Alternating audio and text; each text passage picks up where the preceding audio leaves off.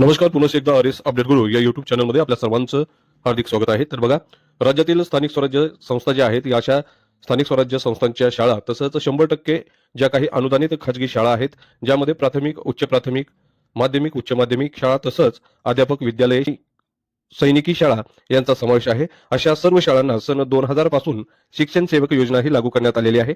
या योजनेतील काही तरतुदीमध्ये वेळोवेळी सुधारणा करण्यात आल्या आहेत. सद्यस्थितीत या योजनेनुसार उमेदवारात थेट शिक्षक पदावर नियुक्ती न देता 3 वर्ष कालावधीसाठी मानधन तत्वावर ही नियुक्ती देण्यात येते. या कालावधीत उमेदवाराची सेवा समाधानकारक असल्यास त्यास नियमित शिक्षक म्हणून मान्यता देण्यात येऊन अनुज्ञेय वेतन श्रेणी लागू केली जाते. आणि यांच्या संदर्भामध्ये एक महत्वाची गोष्ट अशी आहे की विहित पद्धतीने शिक्षण सेवक पदावर नियुक्त झालेल्या व्यक्तीची त्या पदावरील 3 वर्ष कालावधीची सेवा पूर्ण होण्यापूर्वी जर अन्य समान अथवा असमान शिक्षण सेवक पदावर नव्याने विहित पद्धतीने नियुक्ती झाल्यास अशा व्यक्तीस पुन्हा 3 वर्षाचा शिक्षण सेवक कालावधी पूर्ण करावा लागतो. पूर्वीच्या शिक्षण सेवक पदावरील त्याची सेवा नवीन शिक्षण सेवक पदाच्या 3 वर्ष कालावधीच्या परिगणनेसाठी विचारात घेतली जात नव्हती.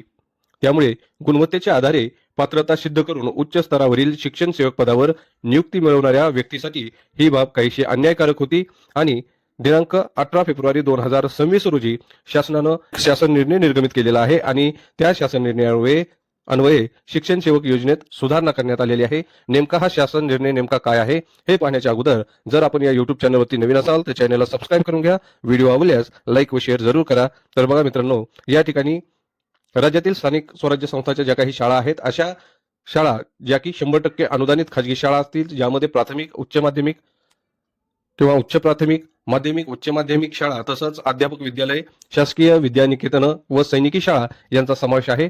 त्यातील कोणत्याही स्तरावरील व कोणत्याही माध्यमातील कोणत्याही शाळेत विहित मार्गाने शिक्षण सेवक पदावर नियुक्त झालेल्या व्यक्तीची शिक्षण सेवक कालावधी पूर्ण होण्याच्या आधी कोणत्याही स्तरातील व कोणत्याही माध्यमातील पूर्वोक्त कोणत्याही शाळेत शिक्षण सेवक पदावर विहित मार्गाने नव्याने नियुक्ती झाल्यास त्या व्यक्तीस नवीन नियुक्तीच्या अनुषंगाने 3 वर्षाचा पूर्ण शिक्षण सेवक कालावधी लागू राहणार नाही. पूर्वीच्या शिक्षण सेवक पदावर त्याने व्यतीत केलेला कालावधी हा विचारात घेऊन केवळ उर्वरित कालावधीसाठी त्याला नवीन शिक्षण सेवक पदाचा कालावधी लागू राहणार आहे. निर्णय निर्गमित होण्याच्या दिनांकास ज्या उमेदवाराचा शिक्षण सेवक कालावधी चालू आहे, केवळ अशाच उमेदवारांना हा लाभ अनुज्ञेय असेल. शासन निर्णय निर्गमित होण्याच्या दिनांकापूर्वी ज्यांना शिक्षण सेवक कालावधी पूर्ण होऊन नियमित नियुक्ती झाली असेल, अशा शिक्षकांना हा लाभ अनुज्ञेय असणार नाही. एखाद्या उमेदवाराची पूर्वीच्या शिक्षण सेवक पदावरील सेवा व सध्या कार्यरत असलेल्या शिक्षण सेवक पदावरील सेवा या दोन्ही सेवेचा कालावधी 3 वर्ष किंवा अधिक झाला असेल, अशा उमेदवाराचा शिक्षण सेवक कालावधी सदर शासन निर्णय निर्गमित होण्याच्या दिनांकास संपुष्टात येईल व त्यास नियमित वेतन श्रेणी अनुज्ञेय ठरेल.